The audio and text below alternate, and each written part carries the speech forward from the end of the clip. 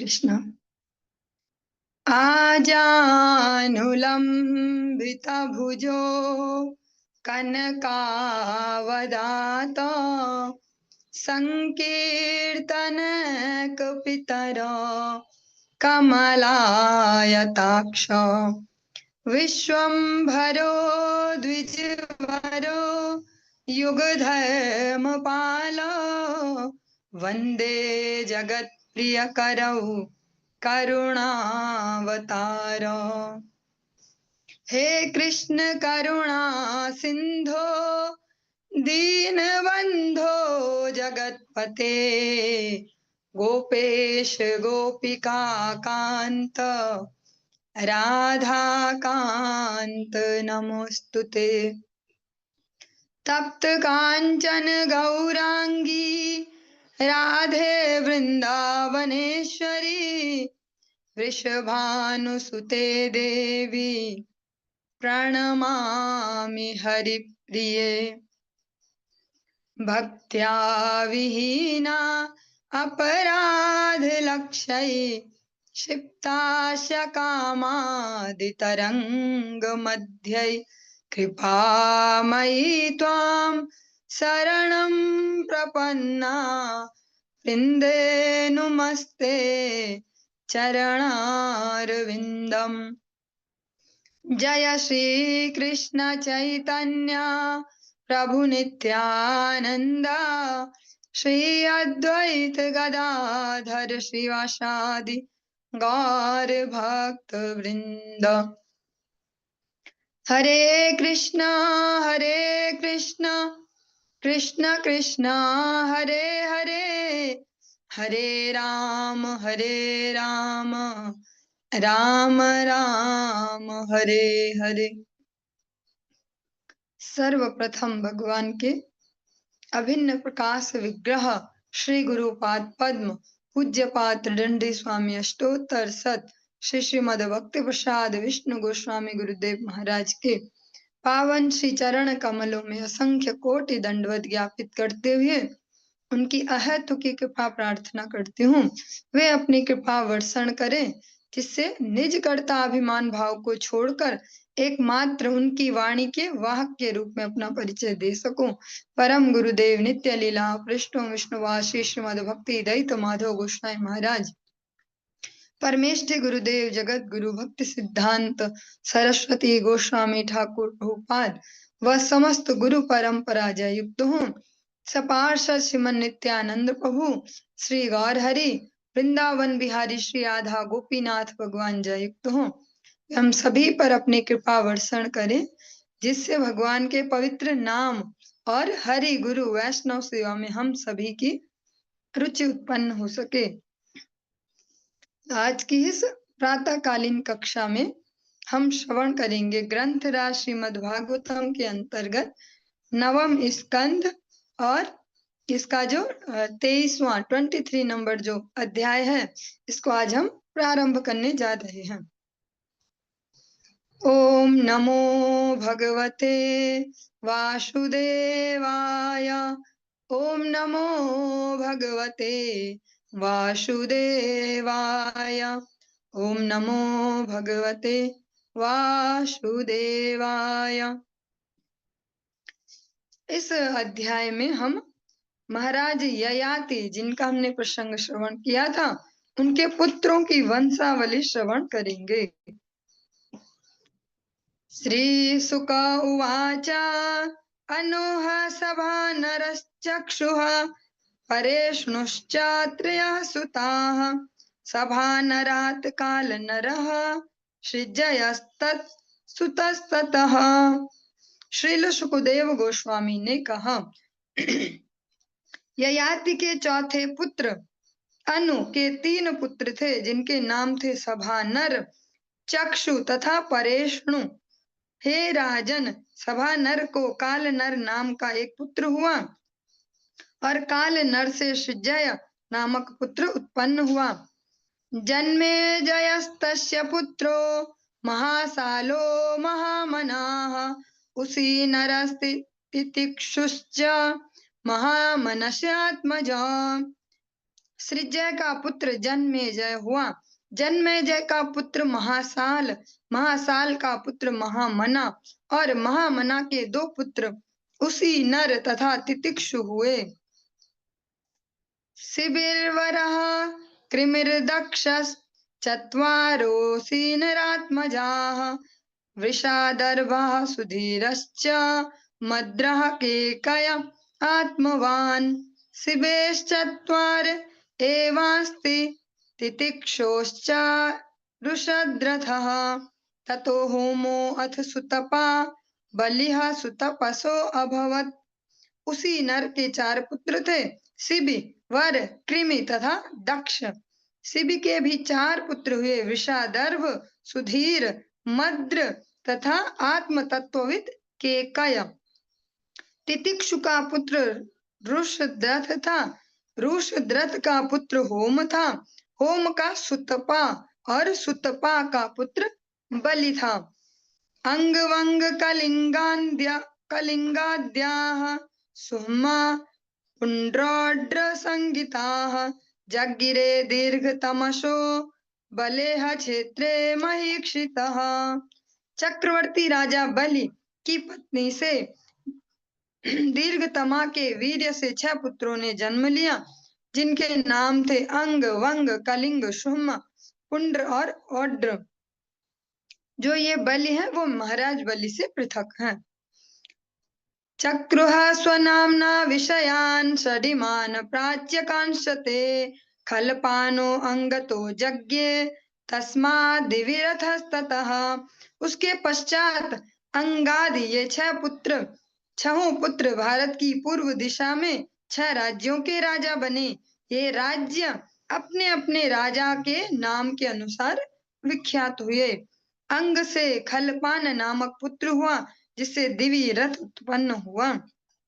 सुतो धर्मरथो यस्य यज्ञे चित्ररथो प्रजाः, रोमपाद इति ख्यातस् तस्मै दशरथः सखा। शान्तां स्वकन्यां प्रायच्छ दृश्यशृङ्ग उवाहयां, देवे अवर्षति यं रामा आनिन्युर्हरिणी सुतं, नाट्यसङ्गीतवादित्रैर्विभ्रमालिङ्ग नार्हणैः, न तु राज्ञो अनपत्यस्य निरूप्येष्टिं मुरुत्वते। प्रजामदाद दशरथो येन लेभे अप्रजाः प्रजाः, चतुरंगो रोमपादात् पृथुलाक्षस्तु तत्सुतः। जो भी ये श्रवण कर रहे हैं वंशावलियां, ये हमारी संपूर्ण कह सकते हैं सृष्टि से लेकर अब तक के जिस प्रकार से जीवन आगे बढ़ा है उसको बता रहे हैं। क्योंकि आज के मॉडर्न साइंस में जो कुछ देशों के कुछ ही 1-2 वैज्ञानिकों ने जो प्रतिपादित कर दिया अपने मन मर्जी से, जिसको बाद में स्वयं भी खंडित किया है, पर जब खंडित किया तो उसको फेमस नहीं किया गया दुनिया में। जिनके नाम पे चार्ल्स डार्विन, जिनके नाम पे कहते हैं कि हम बंदरों की संतानें हैं, उन्होंने आगे चल के ये भी बोला कि हम कंफर्म नहीं है इसके बारे में, हमें लगता है ऐसा, लेकिन जो लगता है ऐसा उसको प्रचारित नहीं किया गया। आज भी हम बुक्स के माध्यम से यही पढ़ते हैं, लेकिन श्रीमद् भागवतम सत्य युग से और अनेक अनेक मनवंतरों, अलग अलग युगों के माध्यम से हमें बताती है कि जिस संस्कृति में भगवान ने हमें जन्म दिया है वो कितनी सनातन है, कितनी पुरातन है, उसका कोई आदि अंत कोई बता नहीं सकता कब ये शुरू हुई और कब तक चलेगी। और सूक्ष्मता में सुखदेव गोस्वामी जी लगभग सब कुछ ही कवर करते जा रहे हैं। अलग अलग वंशों के उसमें ये हुए ऐसे सरल सरल भाषा में संक्षेप में बहुत कुछ को समाहित करे हुए हैं। दिविरथ का पुत्र धर्मरथ हुआ और उसका पुत्र चित्ररथ था, जो रोमपाद के नाम से विख्यात था, किंतु रोमपाद की कोई संतान न थी। अतः उसके मित्र महाराज दशरथ ने उसे अपनी पुत्री शांता दे दी, जो रोमपाद है। महाराज दशरथ, ये दशरथ वही है जो भगवान श्री रामचंद्र के पिताजी होने का जिनको सौभाग्य मिला। उनकी जो पुत्री थी शांता नाम की, उन्होंने रोमपाद को दे दी अपने मित्र को। रोमपाद ने उसे अपनी पुत्री के रूप में स्वीकार किया। तत्पश्चात उस पुत्री ने ऋष्यशृंग से विवाह कर लिया। जब स्वर्ग लोक के देवताओं ने वर्षा नहीं की, तो ऋष्यशृंग को अनेक अनेक वैश्याओं द्वारा आकर्षित करके जंगल से लाया गया और उसे एक यज्ञ संपन्न करने हेतु पुरोहित नियुक्त किया गया।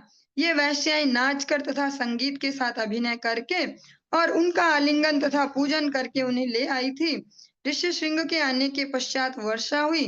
तत्पश्चात ऋष्यशृंग ने महाराज दशरथ हेतु पुत्रेष्टि यज्ञ किया, क्योंकि उनका कोई पुत्र न था। इससे महाराज दशरथ को पुत्र प्राप्ति हुई। ऋष्यशृंग की कृपा से रोमपाद को एक पुत्र चतुरंग हुआ और चतुरंग से पृथुलाक्ष का जन्म हुआ। जो इसमें सबसे ज्यादा हाईलाइट है ऋष्यशृंग, पहले भी 1-2 बार कथा कक्षाओं में आपने श्रवण किया होगा इनके बारे में। जो ऋष्यशृंग है ये वन में है। अभी ऋषि का नाम याद नहीं है। ऋषि पुत्र है और वन में ही रहते हैं। ऋषि ने इनको इस प्रकार से कंडीशनिंग दी है, घनघोर वन में दोनों पिता पुत्र रहते हैं और जो बालक है ऋष्यशृंग, उनको इस प्रकार से पिता ने पालन पोषण किया है, उनको बाहर की दुनिया से कोई लेना देना नहीं। जंगल जंगल के पशु, पिताजी जो भी संस्कार सिखाते हैं, यज्ञ होम, वो सब बहुत अच्छे से उसमें दक्ष हैं, क्योंकि उनके पास बहुत कुछ नहीं था इधर उधर उनका मन आकर्षित करने के लिए। तो जो भी पिताजी सिखाते हैं, बहुत अच्छे से उन्होंने उसको आत्मसात किया है। और पिताजी जब इस प्रकार से जो ऋष्यशृंग है, उनका इतना उत्तम चरित्र है, उनके उत्तम चरित्र की वजह से जो हम श्रवण कर रहे हैं, ये राजा रोमपाद, राजा दशरथ के मित्र, जो ये राजा रोमपाद है, इनके यहाँ वर्षा नहीं हो रही थी। बहुत सालों से बारिश नहीं हो रही थी, जिसके कारण जनता बहुत परेशान थी। फिर जो उनके सलाहकार हैं, जो संत जो उनको सलाह देते हैं, इस प्रकार से ज्योतिष गणना करते हैं, भविष्य देखते हैं, ऐसा-ऐसा, तभी उनको ये बता दिया गया कि एक ऋष्यशृंग नाम का ऋषि पुत्र है। वो नहीं जानते कहाँ है, कैसा है, पर तभी ये बता दिया गया कि एक ऋष्यशृंग नाम के एक ऋषि पुत्र हैं और वो इतने पवित्र आचरण वाले हैं और इतने ओजस्वी हैं कि वो अगर आपके राज्य में आ जाए तो बारिश हो जाएगी। हाँ, और फिर इस प्रकार से प्लानिंग की गई कि ऋष्यशृंग को ढूंढा जाए पहले कि ये कहाँ रहते हैं। फिर अनेक अनेक गुप्तचरों को भेज के उनको ढूंढा गया और कुछ जो सबसे दक्ष वैश्याएं हों, जिनको अभी हम इस उसमें नहीं ले रहे, जो वो अपने हाव भाव से लोगों को आकर्षित करने की जो उनकी कला है, जिसके चलते आज हमारी इतनी बड़ी बॉलीवुड इंडस्ट्री, लॉलीवुड, अलग अलग नामों से हॉलीवुड दुनिया में चल रहा है सब कुछ। सबके सब लोगों के अट्रैक्शन का जो केंद्र रहते हैं, वास्तव में क्या है, वे केवल एक कलाकार ही तो है, जिनकी ऐसी भाव भंगिमाएं होती है, सबका मन ले लेते हैं, ऐसा कुछ करते हैं। लेकिन आज उसको अलग वे में हाईलाइट किया गया। तो जो राजा रोमपाद हैं, उनके राज्य में जो ऐसे सबसे जो कह सकते हैं मैच्योर और सबसे विलक्षण प्रतिभा की धनी जो ऐसे वैश्य हैं, उनको वो राजा ने जिम्मेदारी दी अपने राजहित में कि बारिश तभी होने वाली है जब वो ऋषि पुत्र आएंगे और ऋषि पुत्र को यहाँ तक लाना बहुत इम्पॉसिबल है। तो वो जो वैश्य हैं, उनको टीम दी गई कि आप टीम छाटिए, नाव लो और ढूंढो उनको और उनको खोज के किसी भी प्रकार से अपने राज्य में लाइए।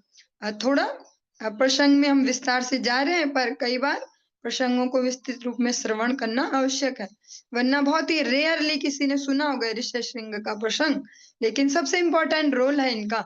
आज जो हम बोलते हैं राम लक्ष्मण भरत शत्रुघ्न जी, इनके ही यज्ञ करने से, फिर यज्ञ से भगवान ने इनको अवलंबन किया और फिर यहाँ प्रकट हुए धराधाम में। फिर वो जो वैश्या वाली टीम भेजी गई, उन्होंने ढूंढा, वो आराम से जाते, वो नदियों से अपनी नाव पार करके और नाव को भी छुपा लेते इधर पेड़ किनारे में, हाँ, और फिर विचरण करे, ढूंढ रहे। जो ऋष्यशृंग के पिताजी हैं, वे इधर उधर जाते हैं कभी वनों में कुछ कार्य के लिए या इधर उधर, तो ऋष्यशृंग को ऐसी कंडीशनिंग दी गई, इतने निश्चल, इतने पवित्र आचरण वाले, उनको स्त्री पुरुष ये भी भान नहीं है कि मैं स्त्री हूँ कि मैं पुरुष हूँ, कि स्त्री कैसी होती है पुरुष कैसे, इतने ज्यादा पवित्रता वाले, उनका ऐसा मासूम सा हृदय है। पिताजी भी जानते हैं और ये भी तो जानते जिस पे हीरा होता है कि सबको ही हीरा चाहिए दुनिया में, तो चिंता भी होती है। तो पिताजी कहीं जा रहे हैं, ऋषि सिंह को कहते हैं तुम्हें कहीं नहीं जाना इधर उधर, और हाँ कुछ अलग अलग सा दिखे तो कहीं जाना नहीं इधर उधर। हाँ, मन इधर उधर नहीं भटकाना, ये तुमको इतना इतना मैं दे के जा रहा हूँ होमवर्क, ऐसा ऐसा करना, ऐसा ऐसा। और ऋषि सिंह वैसे ही पवित्र भाव से ऐसे ही रहते हैं। लेकिन जो वो वैश्य हैं जिनको ये जिम्मेदारी दी गई, वो पहले दिन ये सब रैकी करके, आज की भाषा में कहे रैकी करके, फिर चले गए। फिर दोबारा दूसरे दिन जब देखा कि इनके पिताजी इस समय पे कहीं जाते हैं, वहां पे पहुंच गए और अलग अलग सी ऐसे आकृति बनाई ऋषि कुमारों जैसी, और उनके आसपास कुछ मधुर मधुर स्वर से गा रहे हैं, नृत्य कर रहे हैं। तो जो बालक है वो अट्रैक्ट हुआ कि कैसा, आज तक ऐसे शब्द कान में नहीं गए क्योंकि आज तक कोई दुनियादारी देखी ही नहीं थी। तो वो अट्रैक्शन हुआ, फिर देखा अच्छा ये तो बहुत सुंदर सुंदर लग रहे हैं, इतने प्यारे प्यारे से। और जो उनकी लीडर हैं वो इस प्रकार से हाव भाव करते, इस प्रकार से उनको आकर्षित करते हैं। ऋषि सिंह का मन आकर्षित हो रहा और ये पता नहीं है बुद्धि को कि ये है क्या, उनमें आइडेंटिफाई नहीं कर पा रहे, स्त्री पुरुष ऐसे कोई इनमें फीलिंग नहीं है, वो बस अट्रैक्ट हुए चले जा रहे हैं। और वो उनको, उस बालक को इस प्रकार से बहलाते फुसलाते हैं कि ना हम बहुत अच्छी जगह ले जाए तुम्हें, वहां तो बहुत ही सुंदर है, चलो ना ऐसे। वो जो मासूम से वो बालक है ऋषि पुत्र, वो उनके साथ चल पड़े। इस प्रकार वो बहला फुसलाकर उस ऋषि पुत्र को अपने यहाँ ले गए। जैसे ही उन्होंने उनके राज्य में एंटर किया, सीमा में एंटर किया, तुरंत बारिश शुरू हो गई। तो सब समझ गए कि ऋषि सिंह यहाँ आ गए। फिर ऋषि सिंह की वहां खूब खातिरदारी की, ये वो इतना सम्मान देना, ऐसा ऐसा। तो जिस प्रकार की उनकी मनस्थिति वैसा वैसा उनको बहलाया फुसलाया गया। और इधर उनके पिताजी वापस जाते अति चिंतित हो जाते हैं, वो समझ गए कि जिस दिन के लिए मैं डरता था वो हो गया है। ऋषि सिंह को फिर वहीं रखा गया। फिर जो शांता है जिनका हमने श्रवण किया, राजा दशरथ की पुत्री, और अपने मित्र रोमपाल को उन्होंने उनको दे दिया, दत्तक पुत्री के रूप में। तो जो शांता है उनसे ऋषि सिंह का विवाह करवाया गया, क्योंकि जो यज्ञ के पुरोहित होंगे उनका ग्रस्त होना अनिवार्य था। उनको शांता के साथ उनका विवाह करवाया गया। इस प्रकार ग्रस्त में उनका प्रवेश हुआ। फिर उनसे राजा दशरथ के यहाँ यज्ञ करवाया गया। फिर भगवान अपने 4 विग्रहों में वह प्रकट होते हैं। ये जो प्रसंग है जो हम श्रवण कर रहे हैं, ये नित्य लीला पृष्ठो विष्णुवासी श्रीमद भक्ति वल्लभ तीर्थ गोस्वामी महाराज, जो श्री चैतन्य गौड़ी मठ के आचार्य रह चुके हैं और हमारे गुरुदेव के ज्येष्ठ गुरु भ्राता हमारे गुरुवर्ग हैं। उन्होंने बहुत सुंदर सी उनका एक ग्रंथ है, उसमें से ही मैंने श्रवण किया, उससे ही आपको सुना पा रही हूँ। जो हमारे गुरुवर्ग होते हुए अत्यंत अक्लांत परिश्रम करके हमारे लिए सब चीजों को सहज कर देते हैं और हमारे लिए फिर परम आवश्यक है जो उन्होंने इतनी मेहनत की है उस पर थोड़ा सा वर्किंग करें और उसका लाभ ले लें। बृहद्रथो बृहत्कर्मा बृहद्भानुश्च तत्सुताः आद्यात् बृहन्मनास्तस्मात् जयाद्रथ उदाहृतः। पृथुलाक्ष, हरि बोल। पृथुलाक्ष के पुत्र थे बृहद्रथ, बृहत्कर्मा तथा बृहद्भानु। ज्येष्ठ पुत्र बृहद्रथ से बृहद्मना नाम का पुत्र हुआ और बृहद्मना से जयद्रथ हुआ। विजयस्तस्य सम्भूत्यां ततो धृतिरजायत, ततो धृतव्रतस्तस्य सत्कर्माधिरथस्ततः। जयद्रथ की पत्नी संभूति के गर्भ से विजय उत्पन्न हुआ। विजय से धृति, धृति से धृतिव्रत, धृतिव्रत से सत्कर्मा तथा सत्कर्मा से अधिरथ हुआ। यो असौ गंगा तटे क्रीडन् मज्जुषान्त गतं शिशुं कुन्त्यापविद्धं कानीनमन् पत्यो अकरोत् सुतम्। गंगा नदी के तट पर खेलते समय अधिरथ को एक टोकरी में बंद एक शिशु प्राप्त हुआ।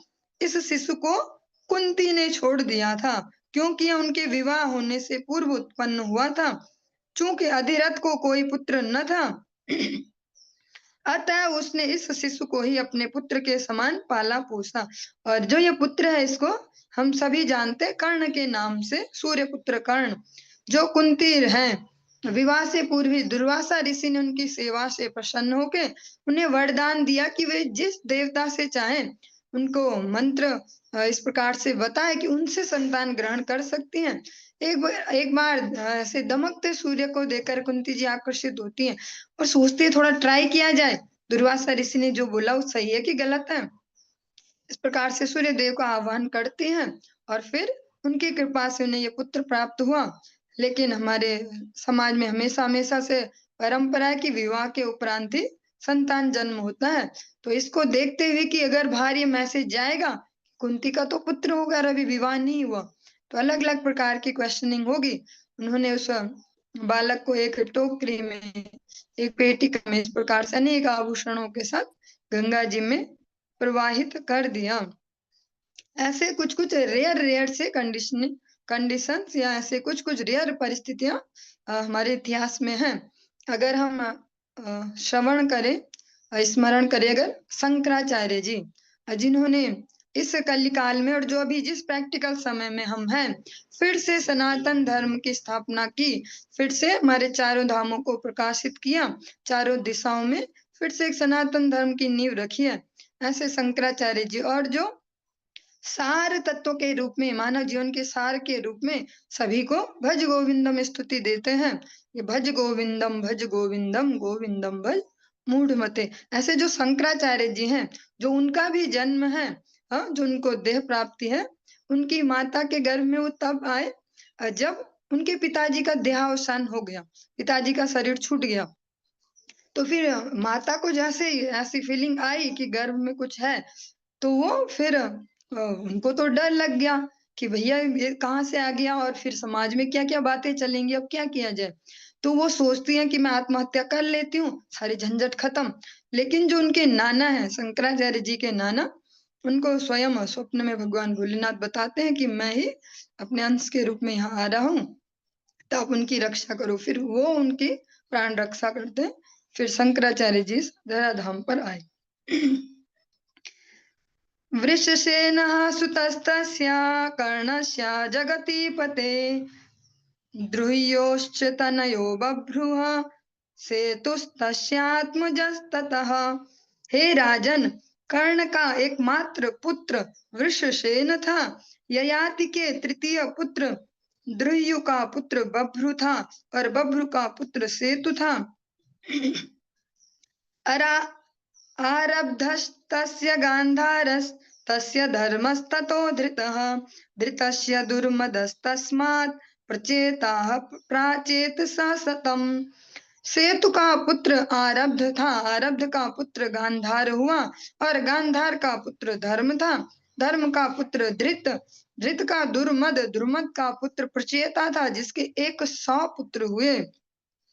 मल्लेच्छाधिपतयो अभून्न नुदीचीं दिशमाश्रिताः तुर्वसोश्च सुतो बह्निर्वहेन्नर भर्गो अथ भानुमान।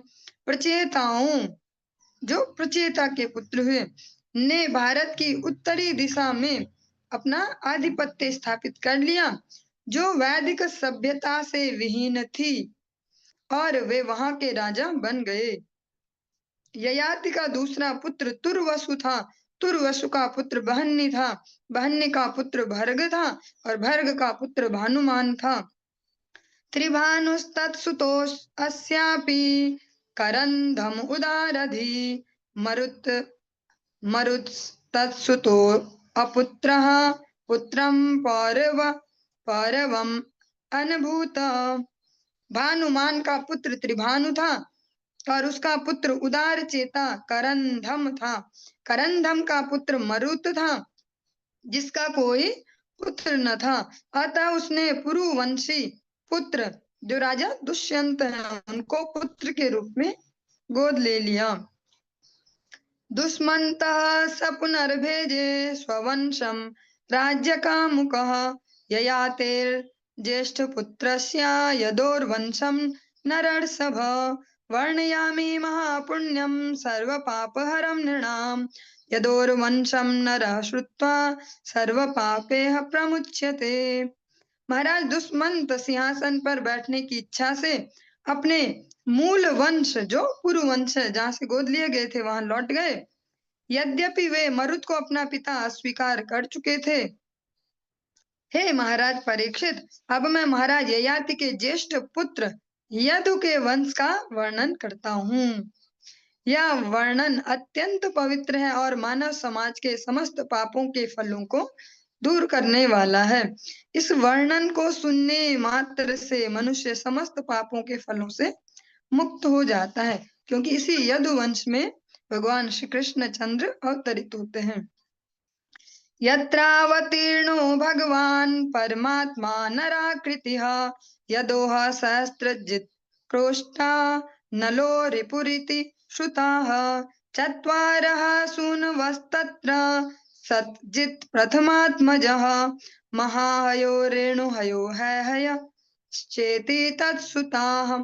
पूर्ण पुरुषोत्तम भगवान श्री कृष्ण जो समस्त जीवों के हृदयों में परमात्मा स्वरूप हैं, मनुष्य के अपने आदि रूप में यदुकुल में अवतरित हुए। यदु के 4 पुत्र थे, सहस्त्रजित, क्रोष्टा, नल तथा रिपु। इन चारों में से सबसे बड़े सहस्त्रजित को एक पुत्र था जिसका नाम सतजित था। उसके 3 पुत्र हुए, महाहय, रेणुहय तथा हय। यहाँ पर कहा गया भगवान मनुष्य के अपने आदि रूप में यदुकुल में अवतीर्ण हुए, और इसको देखते हुए अनेक अल्पज्ञानी भगवान को मनुष्य ही समझ लेते हैं। और भगवान भगवत गीता में ऐसी कैटेगरी को डिफाइन भी करते हैं, अवजानान्ति माम मूढ़ा मानुषीम तनुमाश्रितम। भगवान कहते हैं कि मुझे देखकर जो मूढ़ हैं वे मनुष्य बुद्धि ही कर लेते हैं। धर्मस्तु है यशुतो नेत्रः कुन्तेः पिता ततः सहज्जिरभवत् कुन्तेर महिष्मान भद्रसेनकः। है हय का पुत्र धर्म था और धर्म का पुत्र नेत्र था, जो कुंती का पिता था। कुंती से सुहज्जी से महिष्मान तथा महिष्मान से भद्रसेनक उत्पन्न हुए। जो यहाँ पर कुंती नाम सुन रही है, महारानी कुंती नहीं है, ये राजा कुंती है। दुर्मदो भद्रसेनस्य धनकः कृतवीर्यशु कृताग्निः कृतवर्मा च कृतौजा धनकात्मजाः। भद्रसेन के पुत्र दुर्मद तथा धनक कहलाए। धनक कृतवीर्य के अतिरिक्त कृताग्नि, कृतवर्मा और कृतौजा का भी पिता था। अर्जुनः कृतवीर्यस्य सप्तद्वीपेश्वरो अभवत् दत्तात्रेयाद्धरेरंशात् प्राप्त योगो महागुणः। कृतवीर्य का पुत्र अर्जुन था। वह कार्तवीर्यार्जुन 7 द्वीपों वाले संपूर्ण संसार का सम्राट बन गया। उसे पूर्ण पुरुषोत्तम भगवान के अवतार दत्तात्रेय से योग शक्ति प्राप्त हुई थी। इस प्रकार उसने अष्ट सिद्धियां प्राप्त कर ली, जो अणिमा लघुमा, इस प्रकार से अष्ट सिद्धियां, बहुत बड़ा हो जाना, बहुत छोटा हो जाना, दूसरे के मन की बात समझ लेना, दूसरे को वश में करना, अलग अलग प्रकार की 8 प्रकार की सिद्धियां भगवान दत्तात्रेय जो हैं उनसे उन्होंने प्राप्त की। नानूनं कार्तवीर्यस्य गतिं यास्यन्ति पार्थिवाः यज्ञदान तपो योगैः श्रुतवीर्यादयादिभिः। इस संसार का कोई भी राजा यज्ञ, दान, तपस्या, योग शक्ति, शिक्षा, बल तथा दया में कार्तवीर्य अर्जुन की बराबरी नहीं कर सकता था।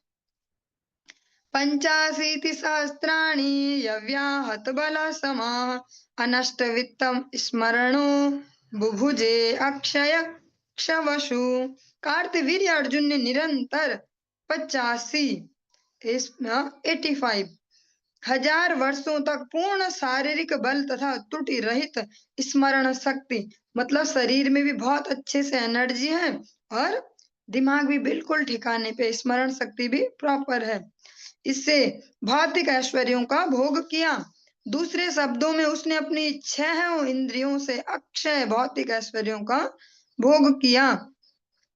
तस्य पुत्र सहस्रेषु पंचवोर वरिता मृधे जयध्वजः सूरसेनो वृषभो मधुरूर्जितः। कार्तवीर्य अर्जुन के 1000 पुत्रों में से परशुराम से युद्ध करने के पश्चात।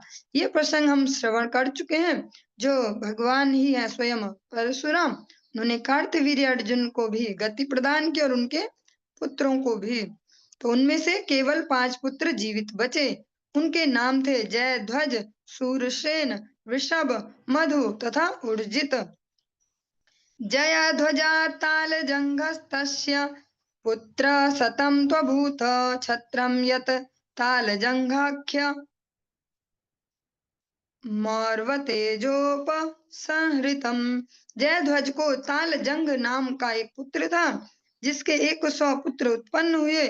उस तालजंग नामक वंश के समस्त क्षत्रियों का विनाश महाराज सगर द्वारा किया गया, जिन्हें और ऋषि से महान शक्ति प्राप्त हुई थी। तेषां ज्येष्ठो वितिहोत्रो वृष्णिः पुत्रो मधो स्मृतः तस्य पुत्र शतं त्वासीद् वृष्णिज्येष्ठं यतः कुलम्। तालजंग के पुत्रों में से वीतिहोत्र सबसे बड़ा था। वीतिहोत्र का पुत्र मधु था, जिसका पुत्र वृष्णि विख्यात था। मधु के 100 पुत्र हुए, जिनमें वृष्णि सबसे बड़ा था। यादव, माधव तथा वृष्णि नामक वंशों का उद्गम यदु, मधु तथा वृष्णि से हुआ।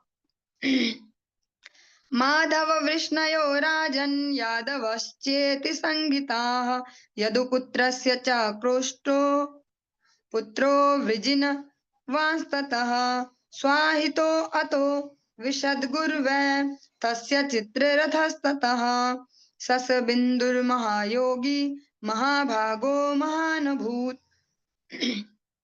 14 महारत्नश्चक्रवर्त्या पराजितः। हे महाराज परीक्षित, चूंकि यदु, मधु तथा वृष्णि में से प्रत्येक ने वंश चलाए, अतः उनके वंश यादव, माधव तथा वृष्णि कहलाते हैं। यदु के पुत्र क्रोष्टा को वृजिनवान नाम का एक पुत्र हुआ। वृजिनवान का पुत्र स्वाहित था। स्वाहित का विशद्गु, विशद्गु का चित्ररथ, चित्ररथ का पुत्र शशबिंदु हुआ, जो महान योगी था और 14 ऐश्वर्यों से युक्त था, और वह 14 महान रत्नों का स्वामी था। इस प्रकार वह संसार का सम्राट बना। ये 14 जो रत्न हैं, इनके एक बार नाम श्रवण करते चलेंगे। मार्कंडेय पुराण में इनके नामों का उल्लेख हुआ है। हाथी, घोड़ा, रथ, पत्नी, बाण, संपत्ति कोष, माला, बहुमूल्य वस्त्र, वृक्ष, भाला, पास, मणि, छाता और विधान। सम्राट होने हेतु इन 14 ऐश्वर्यों का होना अति आवश्यक है। तस्य पत्नी सहस्राणां दशानां सुमहायशाः 10 लक्ष सहस्राणि पुत्राणां तास्वजीजनत्। सुप्रसिद्ध ससबिंदु की 10,000 पत्नियां थी और उसको उनमें से प्रत्येक से 1 लाख पुत्र हुए। इस प्रकार उसके पुत्रों की संख्या 1 अरब थी। और ये हमारी जो कल्पना शक्ति है उससे परे है, क्योंकि हमारी जो सोचने की क्षमता है वो अपने ही एक सीमित उसका दायरा है, लिमिटेशन उसकी है। हम जिस प्रकार से जीवन को समझते देखते हैं, हमारी एक इतनी सी एज जिसमें हम 60 साल का भी, नई जनरेशन में तो 60 और 50 का भी धैर्य नहीं कितने तक जाएंगे। तो हमारा फिर माइंडसेट, सोचने का स्तर, कल्पना शक्ति भी उसी प्रकार है। तेषां तु षट्प्रधानानां पृथुश्रवसात्मजः धर्मो नामोशनाथस्य हयमेध सतस्य याट। इन अनेक पुत्रों में से 6 अग्रणी थे, यथा पृथुश्रवा तथा पृथुकीर्ति। पृथुश्रवा का पुत्र धर्म कहलाया और उसका पुत्र उष्णा कहलाया। उष्णा ने 100 अश्वमेध यज्ञ संपन्न किए। तत्सुतो रुचकस्तस्य 50 शृणु पुरुजि द्रुक्म रुक्मेषु पृथुज्यामघ संगीताः। उष्णा का पुत्र रुचक था, जिसके 5 पुत्र थे। जो ये उष्णा नाम है, ये जो शुक्राचार्य जी उनके लिए भी प्रयुक्त होता है, पर ये उष्णा उनसे डिफरेंट है, ये राजा है। इनके 5 पुत्र थे, पुरुजित, रुक्म, रुक्मेशु, पृथु तथा ज्यामघ। कृपया मुझसे इनके विषय में सुने। ये सुखदेव गोस्वामी जी परीक्षित महाराज को कह रहे हैं। ज्यामघस्तव ज्यामघस्त्वा प्रजो अप्य अन्याम भार्याम सैवापतिर्भयात् नाविन्दच्छत्रुभवनात् भोज्यां कन्यामारसीत् रथस्थां तां निरीक्ष्याः सैव्या पतिमर्षिता केयं कुहकं मतस्थानं रथमारोपितेति वै स्नुषा तवेत्यभीते स्मयन्ति पतिं ब्रवीत्। ज्यामघ को कोई पुत्र न था, किंतु क्योंकि वह अपनी पत्नी सैव्या से डरता था, अतः उसने दूसरा विवाह नहीं किया गया। एक बार ज्यामघ किसी शत्रु राजा के खेमे से एक कन्या ले आया जो एक वैश्या थी, किंतु उसे देखकर सैव्या जो उनकी पत्नी है अत्यंत क्रुद्ध हुई और उसने अपने पति से कहा, क्यों रे धूर्त, यह स्त्री कौन है जो रथ में मेरे आसन पर बैठी है? तब ज्यामघ ने उत्तर दिया, यह जो कन्या है तुम्हारी बहू होगी, पुत्र वधू। इन विनोदपूर्ण शब्दों को सुनकर सैव्या ने हंसते हुए उत्तर दिया, अहम बंध्या सपत्नी च स्नुषा मे युज्यते कथम जनयिष्यसि यम राज्ञी सस्य यमुपयुज्यते। सैव्या ने कहा, मैं बांझ हूं और मेरी कोई सौत भी नहीं है, भला यह कन्या मेरी बहू पुत्र वधू कैसे बन सकती है? ज्यामघ ने उत्तर दिया, मेरी रानी, मैं देखूंगा कि तुम्हारे सचमुच पुत्र होगा और यह कन्या तुम्हारी बहू बनेगी। अंतमोघदंत तद्विश्वे देवाः पितर एव च सैव्या गर्भमधात् काले कुमारं सुसुवे शुभम सा विदर्भ इति प्रोक्ता उपयेमे स्नुषां सतीम। बहुत काल पूर्व ज्यामघ ने देवताओं तथा पितरों की पूजा करके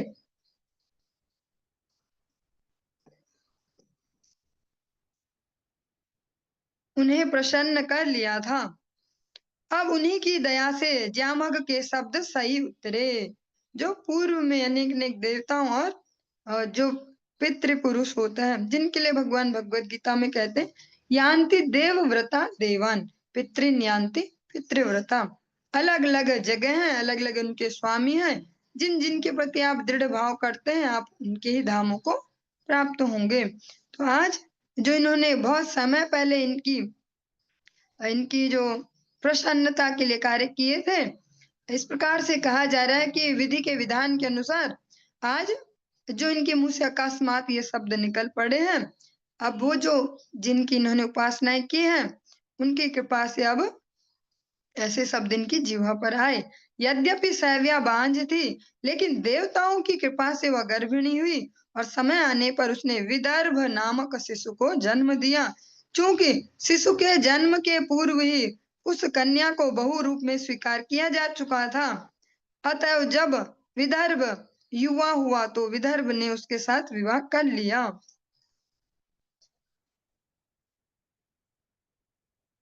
और इस प्रकार से हमारा जो 23वां अध्याय है नवम स्कंद का, ये संपूर्ण हुआ और हम 24वें अध्याय में प्रवेश कर रहे हैं, जो कि बहुत ही सुंदर सा होने वाला है। अब ठाकुर जी की जो लीला है, प्रसंग है, दसम स्कंद, धीरे धीरे हम उसकी ओर अग्रसर हो रहे हैं।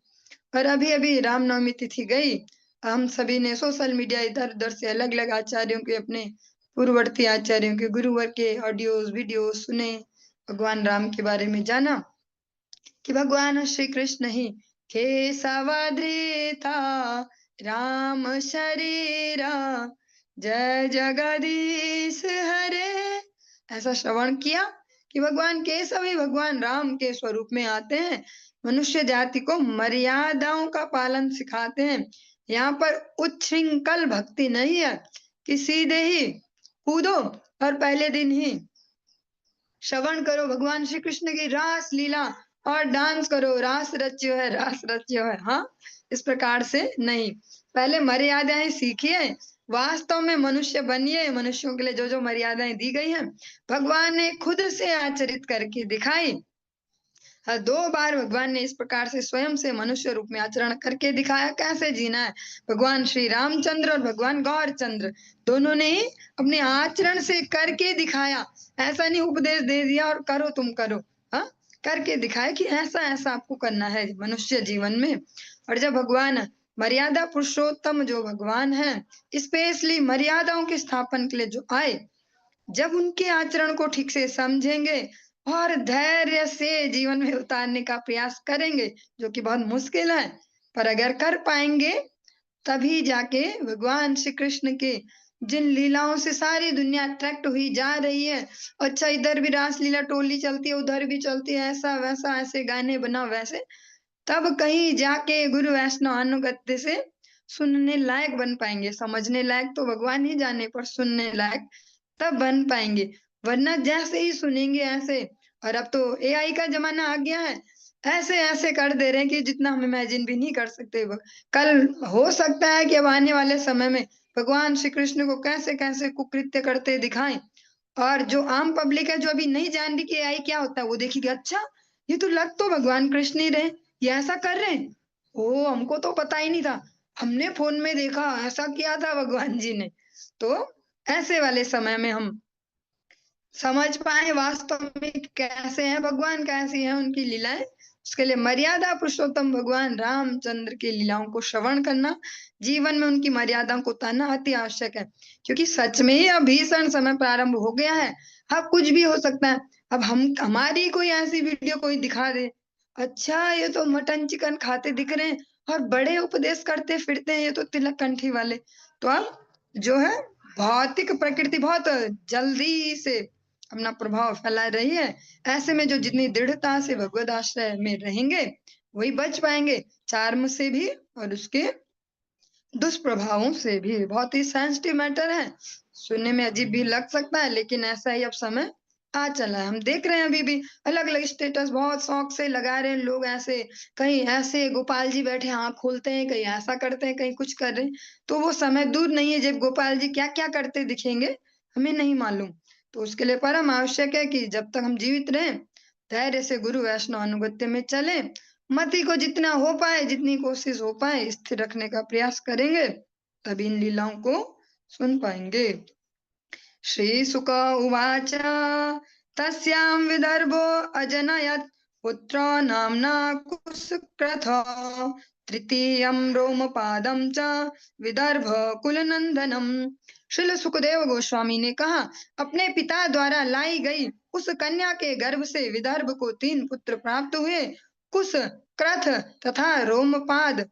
रोमपाद विदर्भ कुल का अत्यंत प्रिय था। रोमपाद सुतो बभ्रुर बभ्रोह कृतर जायत उसी कस्तत्सुतस्तस्मात् चेदिश्चय द्यादयो नृपाः। रोमपाद का पुत्र बभ्रु हुआ, जिससे कृति नामक पुत्र की उत्पत्ति हुई। कृति का पुत्र उसिक हुआ और उसिक का पुत्र चेदि था। चेदि से चैद्य तथा अन्य राजा जो अन्य पुत्र हैं वे उत्पन्न हुए। क्रथस्य कुन्त्याः पुत्रो अभूद् वृष्णिस्तस्य तस्याथ निर्वृत्तिः ततो दर्शाहो नाम्नाभूत् तस्य व्योमः सुतस्ततः जीमूतो विकृतिस्तस्य यस्य भीमरथः सुतः ततो नवरथः पुत्रो जातो दशरथस्ततः। क्रथ का पुत्र कुंती, कुंती का पुत्र वृष्णि, वृष्णि का निर्वृत्ति, निर्वृत्ति का दशार्ह, दशार्ह का व्योम, व्योम का जीमूत, जीमूत का विकृति, विकृति का भीमरथ, भीमरथ का नवरथ तथा नवरथ का पुत्र दशरथ हुआ। करम्भिया शकुनः पुत्रो देवरातस्तदात्मजः देवक्षत्रस् तस्य मधुआ कुरुवशादनुः।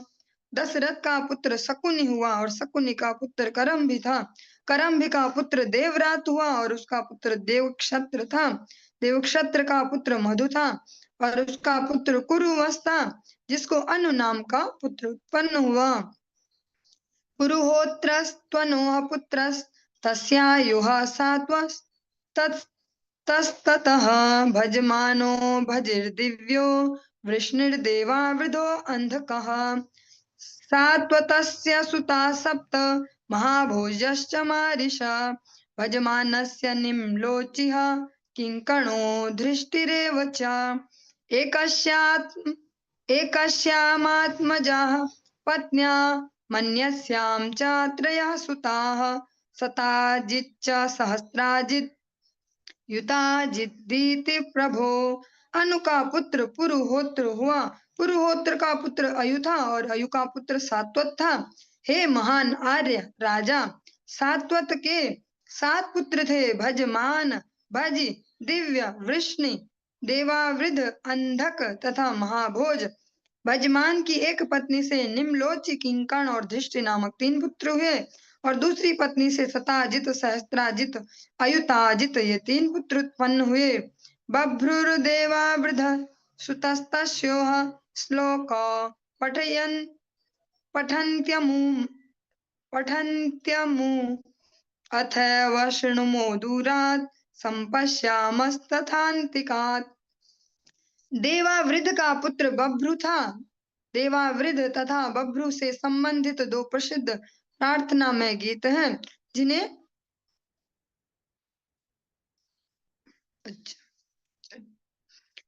जिन्हें हमारे पूर्वज गाते रहे हैं।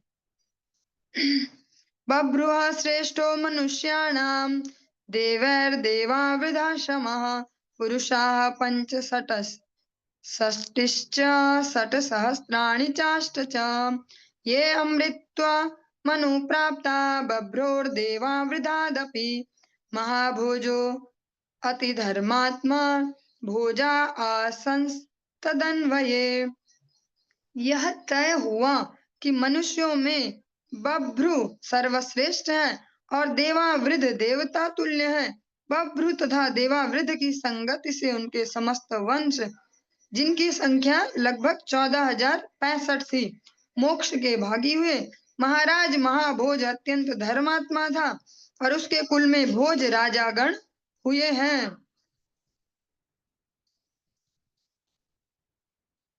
वृष्णेः सुमित्रः पुत्रो अभूद युधाजिच्च परन्तप सिनिस्तस्यान मित्रश्च निघ्नो अभूदन मित्रतः। हे शत्रुओं के दमन करने वाले राजा परीक्षित, वृष्ण के पुत्र सुमित्र तथा युधाजित थे। युधाजित ने सिनि तथा अनमित्र युधाजित से सिनि तथा अनमित्र उत्पन्न हुए। अनमित्र को एक पुत्र था जिसका नाम विघ्न था। सत्राजिता प्रशेंश्च निघ्नस्याथा सतुः सुतो अनमित्र सुतो योन्यः सिनिस्तस्य च सत्यकः। निघ्न के 2 पुत्र हुए, सत्राजित तथा प्रसेन। अनमित्र का दूसरा पुत्र एक अन्य सिनि था, इसका पुत्र सत्यक था। युयुधानः सात्य किर्वै जयस्तस्य कुणिस्ततः युगंधरो अनमित्रस्य वृष्णिः पुत्रो अपरस्ततः। सत्यक का पुत्र युयुधान था, जिसका पुत्र जय हुआ। जय को एक पुत्र हुआ जिसका नाम कुणि था। कुणि का पुत्र युगंधर था। अनमित्र का दूसरा पुत्र वृष्णि था। स्वफल्कश्चित्ररथश्च गांधिन्यां च स्वफल्कतः अक्रूर प्रमुखा आसन पुत्रा 12 विश्रुताः। वृष्णि से स्वफल्क तथा चित्ररथ नाम के 2 पुत्र हुए। स्वफल्क की पत्नी गांधिनी से अक्रूर उत्पन्न हुए। अक्रूर सबसे बड़े थे, किंतु उनके अतिरिक्त 12 पुत्र और थे जो सभी विख्यात थे। चलिए आज के इस प्रसंग को यहीं पे विश्राम देंगे। इससे आगे हम कल श्रवण करेंगे।